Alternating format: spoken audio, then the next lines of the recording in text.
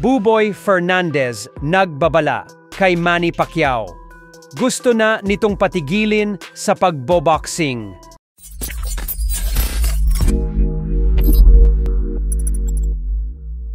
So kamakailan lang ay nagsalita na ang long-time head coach ni Manny Pacquiao na si Buboy Fernandez.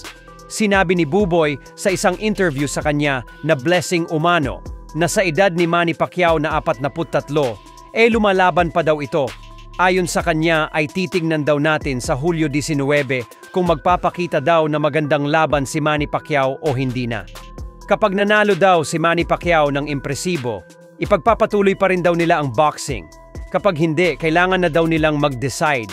Ibig sabihin, baka magretiro na ng tuluyan si Manny Pacquiao kapag hindi impresibo yung panalo niya.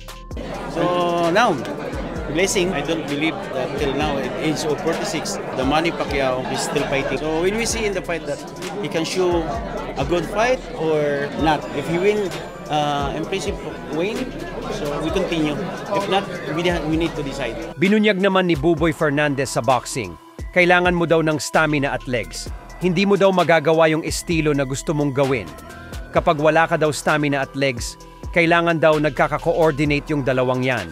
Samantala, matapos nga pong bumisita ng WBO and the Ring Magazine Junior Welterweight World Champion Teofimo Lopez sa ating pambansang kamauma ni Pacquiao kahapon, ay sumama na din ito kanina sa pag-jogging at pag-e-ensayo ni Pacquiao, kung saan maging ang magkapatid at mga undefeated prospect na anak ng boxing legend Fernando Vargas na sila Amado at Emiliano Vargas ay sumama din.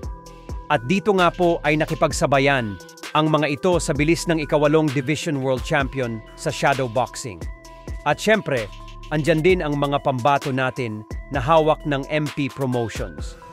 Labis naman ang mga saya at tuwa nila Teofimo Lopez at magkapatid na Vargas nang dahil sa pagkakataon na naibigay sa kanila upang makasamang mag-ensayo ang ating pambansang kamaong.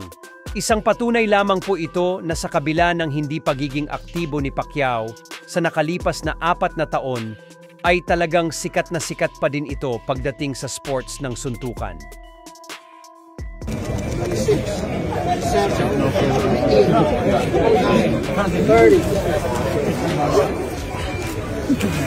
30 lang pala